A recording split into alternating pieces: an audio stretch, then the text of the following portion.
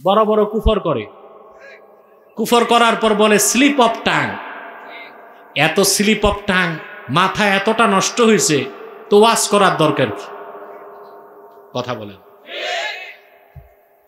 সঙ্গী সাথীরা বলতেছে তো পাগল, তো এই জন্য বলে ফেলছে। তো তোমরা পাগলকে গাড়ি চালাইতে দাও। পাগল গাড়ি চালাতে পারে? যারা পাইলটিং করে, প্লেন চালায়, ওদের শারীরিক সুস্থতার প্রতি 100% নজর রাখতে হয়। পাইলটের যদি মাথা খারাপ হয়, প্লেন কি ল্যান্ড করবে না ক্র্যাশ হবে? ডাক্তার যদি মাথা খারাপ হয়, রুগী বাঁচবে না মরবে? বক্তা যদি মাথা খারাপ হয়, তো শ্রোতার অবস্থা কি হবে? কেউ ঈমান নিয়ে বাড়ি যাবে? কথা বলেন। দল্লু ওয়া আদাল্লু, পথভ্রষ্ট হবে মানুষ, সেও মানুষকে পথভ্রষ্ট করবে, তারাও পথভ্রষ্ট হবে, মানুষকেও পথভ্রষ্ট করবে। ভুল আবার যেন তেন না, আল্লাহ তার রাসূলের শানের খেলাফ। তো ভুল যদি হয়ে থাকে, তওবা করো, ক্ষমা চাও। পরিষ্কার হানাফি মাযহাবের সবগুলো ফতোয়ার কিতাব সাক্ষ্য দেয়, ইন্না ইস্তিগফাফাল আমবিয়াই কুফরুন, আল্লাহ নবীগণের শান খাটো করা কুফরি। এমন কোন কথা বলা যা দিয়ে আল্লাহর কোন পয়গম্বরের মর্যাদার বিপক্ষে যায়, ওইটা কুফর আর ব্যক্তি কাফের। এই যদি হয় পূর্বের পয়গম্বরদের ক্ষেত্রে, তাহলে যিনি আখিরি নবী, সরওয়ারে কায়নাত, নবীগণের মাথার তাজ মুহাম্মদ সাল্লাল্লাহু আলাইহি ওয়াসাল্লামের সুমহান আরশচুম্বী সম্মানের খেলাফ যার বক্তব্য যায়, হোক বক্তা, হোক প্রবক্তা, হোক বক্তা, সে কাফের হয়ে যাবে, অবশ্যই তাকে কুফরের ফতোয়া দেওয়া হবে। ঠিক কিনা বলে?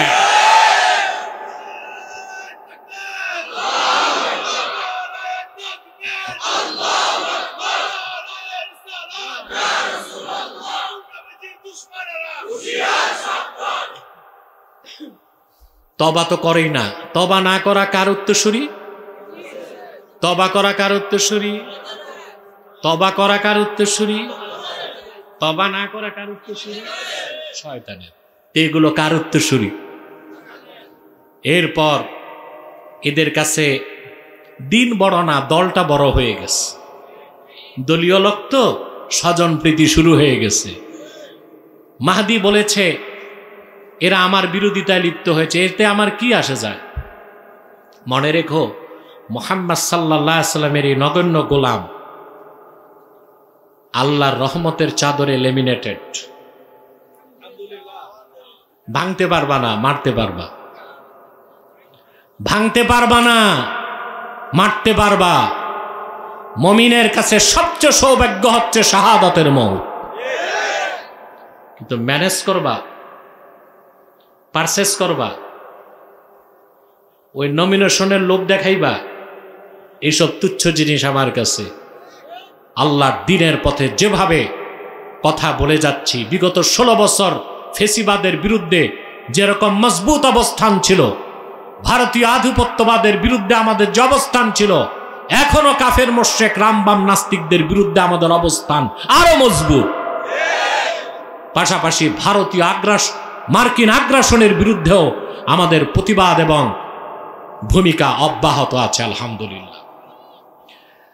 আউযু বিল্লাহি মিনাশ শাইতানির রাজীম।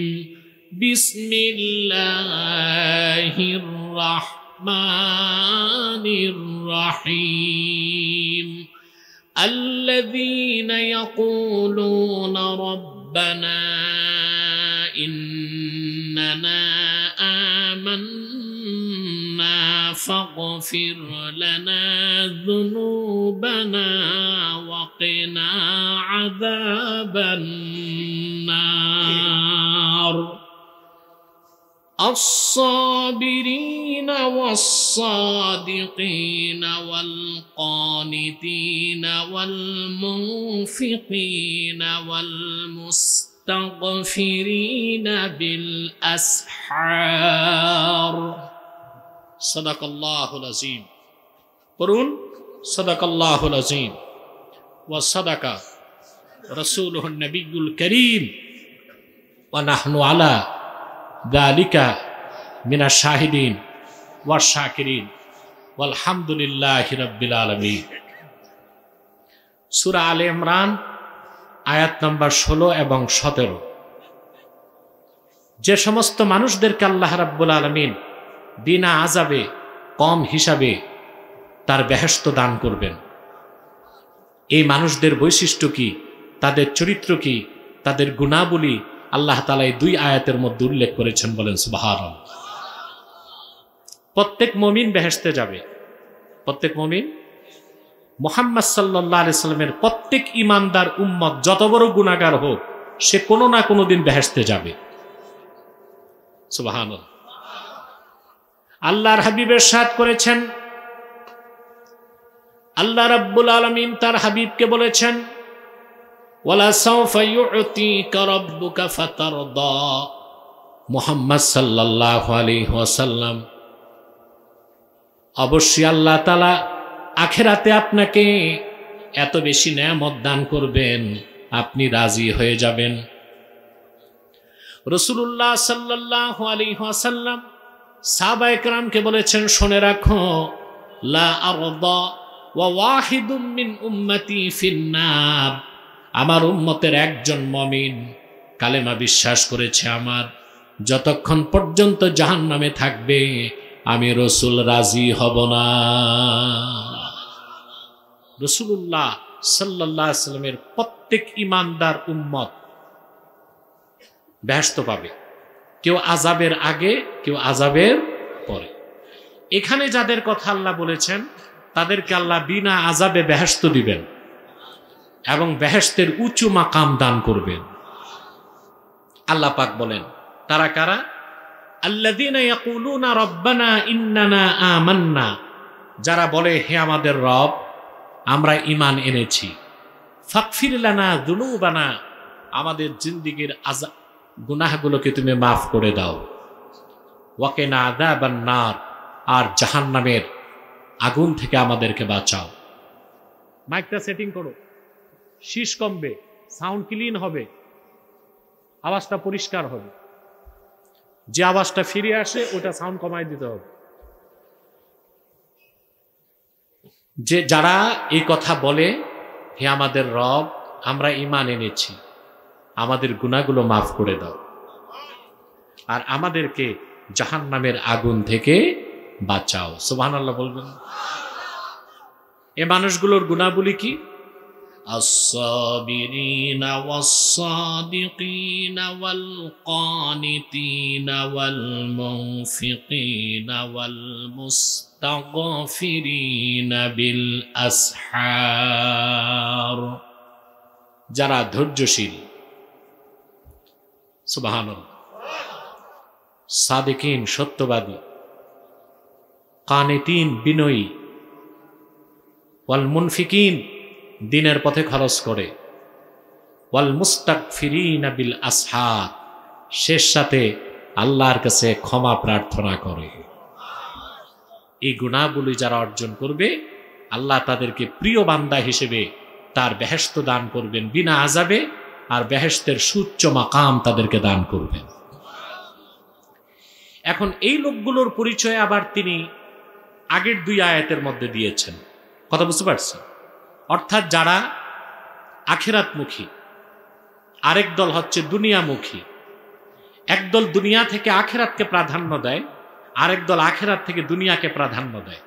যারা দুনিয়াকে প্রাধান্য দেয়, দুনিয়ার চাকচিক্য, বিত্ত বৈভব, সহায় সম্পদ, লোভ লালসা, ভালোবাসা তাদেরকে আল্লাহ থেকে ফিরিয়ে দেয়, অন্যদিকে নাফরমানির পথে তাদেরকে উদ্বুদ্ধ করে। ঠিক না?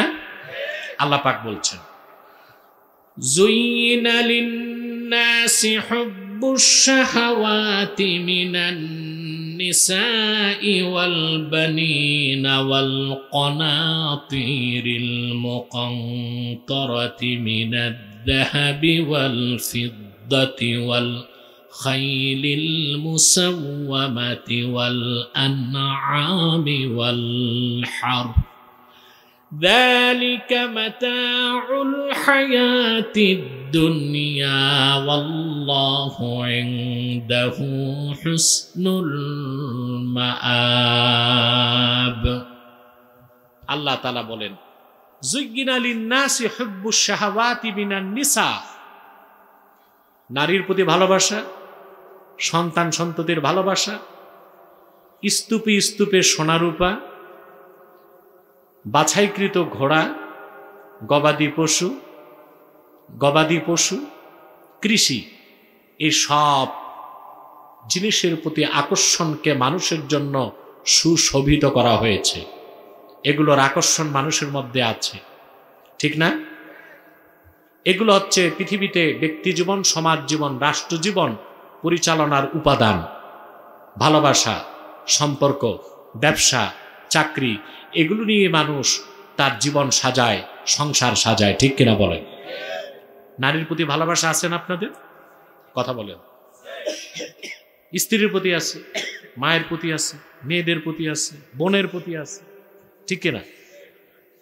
এই যে সম্পদের কথাগুলো আল্লাহ বললেন, নারী,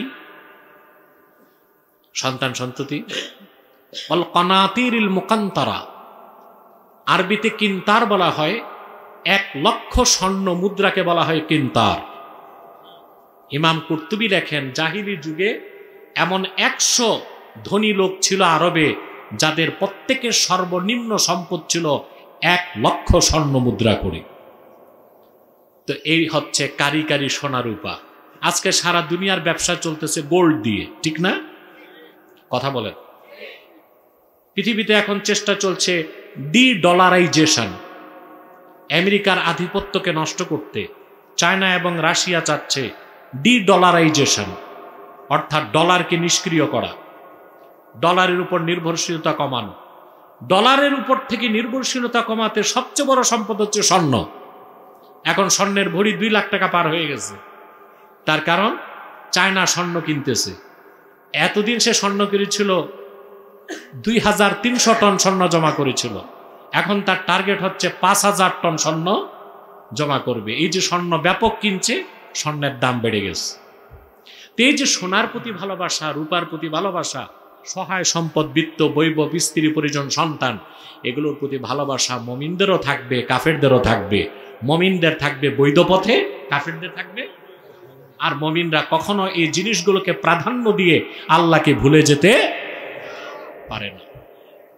আল্লাহ তারপরের আয়াতে বলেন, قُلْ أَأُنَبِّئُكُمْ بِخَيْرٍ مِّن ذَلِكُمْ لِلَّذِينَ اتَّقَوْا عِندَ رَبِّهِمْ جَنَّاتٌ تَجْرِي مِن تَحْتِهَا الْأَنْهَارُ خَالِدِينَ فِيهَا وَأَزْوَاجٌ مُطَهَّرَةٌ وَرِضْوَانٌ مِّنَ اللَّهِ।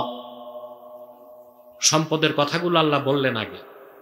যে সম্পদের মোহে মানুষ আল্লাহকে ভুলে যায়, আখিরাতকে ভুলে যায়, কথাগুলো খেয়াল করছেন?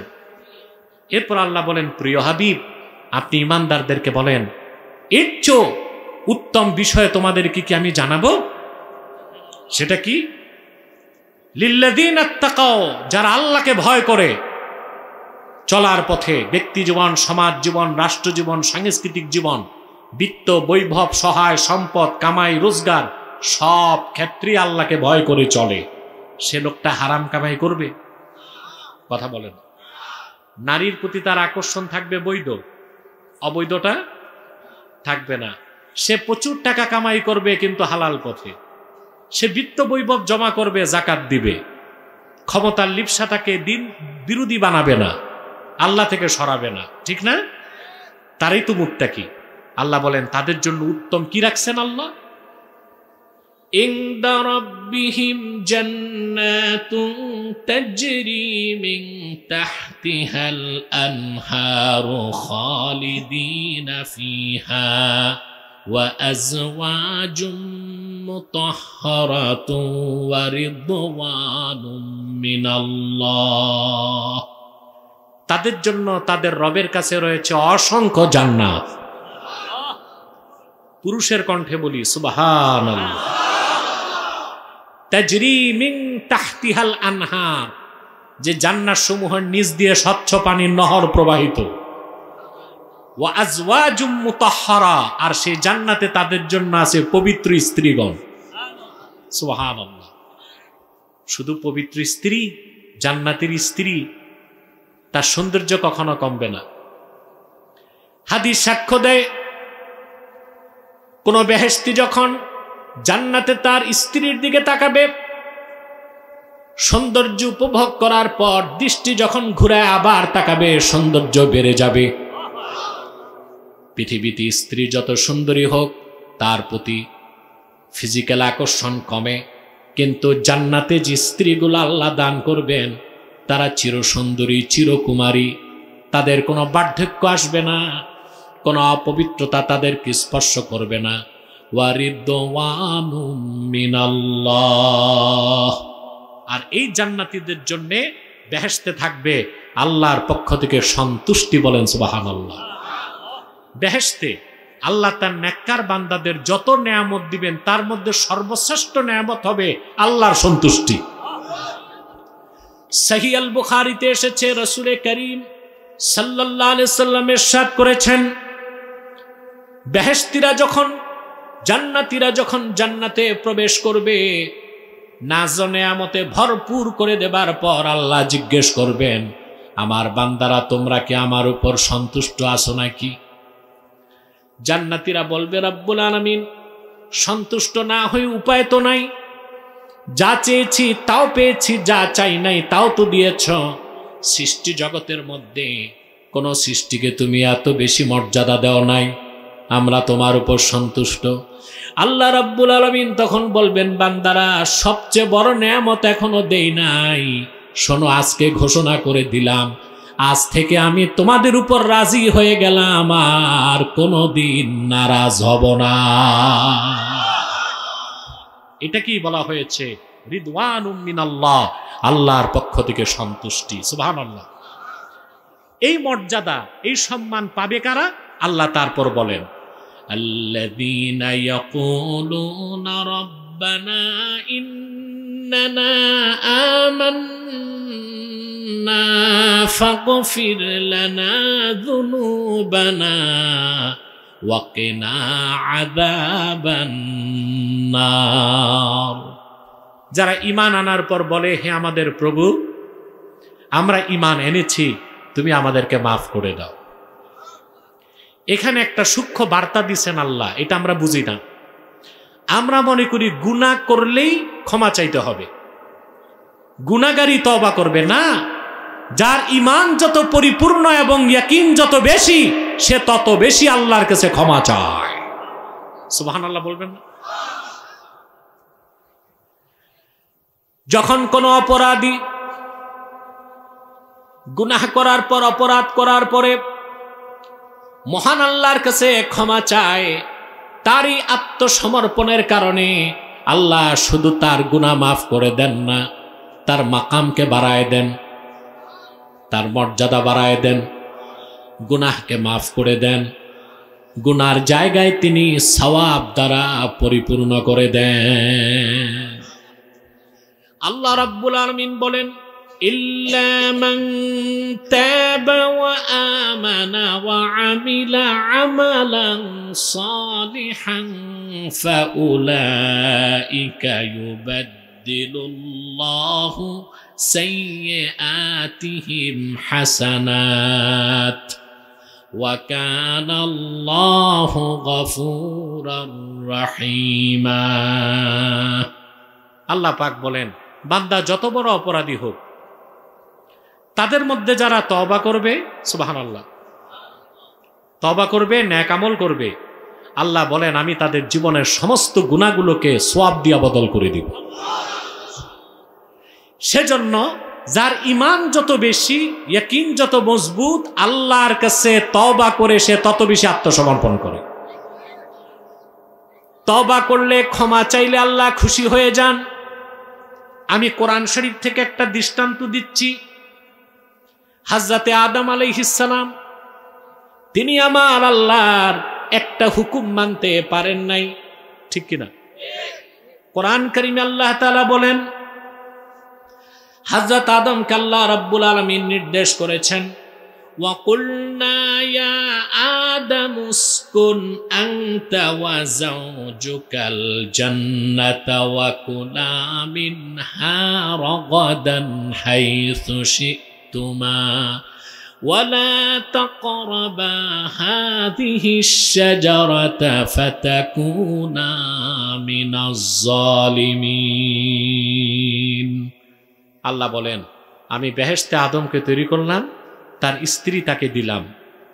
স্ত্রীও আল্লাহ আদম থেকেই তৈরি করছেন। এরপর আল্লাহ বলেন, আমি আদমকে বললাম, তুমিও তোমার স্ত্রী পরমানন্দে বেহেশতে বসবাস করো, যা খুশি তা প্রাচুর্যের সাথে আহার করো। ওয়ালা তাকরাবা হাজিহি শাজারা, তবে এই একটি বৃক্ষের কাছেও যেও না। এই একটাই তো হুকুম। কথা বলেন। শয়তানের প্ররোচনায় হযরতে আদম আল্লাহর হুকুমটা মানতে পারেন নাই। সেই জন্য আমরা আদমকে দায়ী করতে পারি না। তিনি একজন নবী,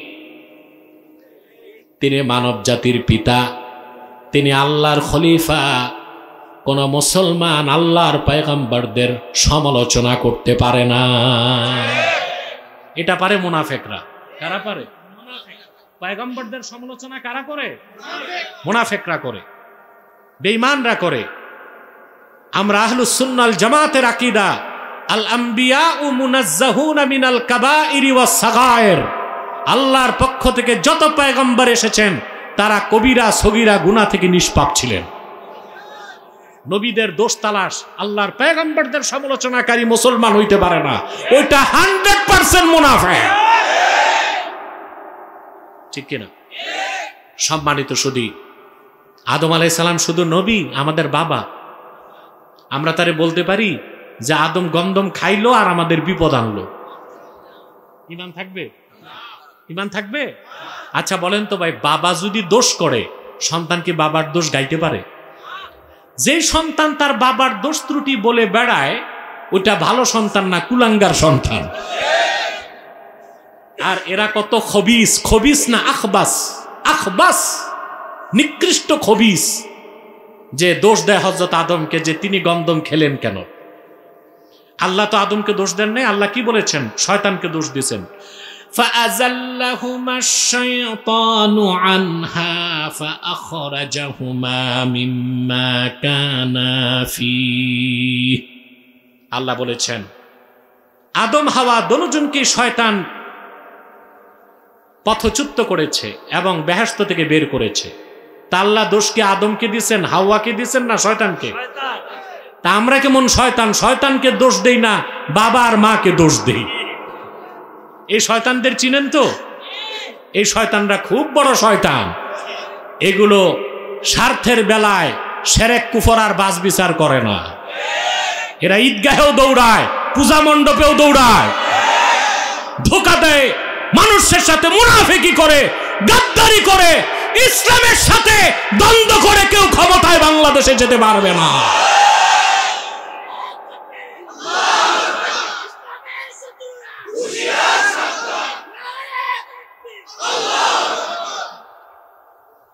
আপনি মানবিক দৃষ্টিকোণ থেকে হিন্দুদের সাহায্য করবেন, সমস্যা নাই। আছে সমস্যা? হিন্দু না খেয়ে আছে, আপনি তাকে খাদ্য দেন। ঘর নাই, ঘর বানায় দেন। কোন খ্রিস্টান, কোন বৌদ্ধ অসুস্থ আছে, তাকে আপনি চিকিৎসা সেবা দেন, কিন্তু তাদের ধর্মীয় কোনো উৎসবে পার্টিসিপেট করা যাবে না। কারণ মূর্তির সামনে মাথা নত করাই শিরক না, সম্মানের সাথে মূর্তির সামনে দাঁড়ানোটাও শিরক। ফাতোয়া বাজ্জাজিয়াতে এসেছে, ওমান রাদিয়া বিল কুফরে ফাহুয়া কাফের। কাফেরদের কুফরি কাজে যে সন্তুষ্টি প্রকাশ করবে সেও কাফের। তাহলে আমাদের এগুলো বুঝতে হবে, খেয়াল রাখতে হবে, মুনাফিকদেরকে চিনতে হবে। ঠিকটা তো ঠিক মতো কইলা না? তো দোষ কি আদমের না শয়তানের? দোষ কি হাওয়ার না শয়তানের? একটা হুকুম মানতে পারেনি, মাত্র একটা হুকুম। জান্নাত থেকে তারা বহিষ্কৃত হলেন, চলে আসলেন দুজনই দুনিয়ায়। শত শত বছর হযরত আদম আল্লাহর কাছে তওবা করলেন, তিনি আর অহংকার করলেন না, তওবার পথ ধরলেন। আল্লাহর কাছে ক্ষমা চাইলেন। খতিবে কাস্তালানি মাওয়াহিবুল্লাহ দুনিয়াতে লেখেন, একটি বর্ণনায় 360 বছর, আরেক বর্ণনায় 460 বছর তিনি তওবা করলেন, ক্ষমা চাইলেন। আমরা বলবো শত শত বছর ক্ষমা চাইলেন, তওবা কবুল হয় নাই। মুআজ্জাম তাবারানীতে বিশুদ্ধ সনদে হাদিস এসছে, দুনিয়াতে হযরত আদমের মনে পড়ল জান্নাতের কথা। জান্নাতে তিনি যখন সেজদা থেকে মাথা তুলেছেন, আল্লাহর আরশে আজিমে আল্লাহর নামের সঙ্গে নূর নবীজি মুহাম্মদ সাল্লাল্লাহু আলাইহি ওয়াসাল্লামের নাম দেখতে পেয়েছিলেন। তিনি হাত তুলে আল্লাহকে বললেন, আল্লাহ তাআলা, আমি অপরাধ করেছি, তোমার হুকুম মানি নাই, আমার গুনাহ মাফ করে দাও মুহাম্মদ সাল্লাল্লাহু আলাইহি সাল্লামের ওসিলায়। আল্লাহ জিজ্ঞেস করলেন, ইয়া আদম কাইফা আরাফতা মুহাম্মাদান সাল্লাল্লাহু আলাইহি ওয়াসাল্লাম ওয়া লাম আখলুকহু। ওরে আদম, এখনো তো আমি মুহাম্মদ সাল্লাল্লাহু আলাইহি সাল্লামকে দুনিয়ায় পাঠাই নাই, তুমি আমার হাবিব মুহাম্মদ সাল্লাল্লাহু আলাইহি সাল্লামকে কেমনে চিনলা? হযরত আদম বললেন, আল্লাহ তাআলা, যখন আমি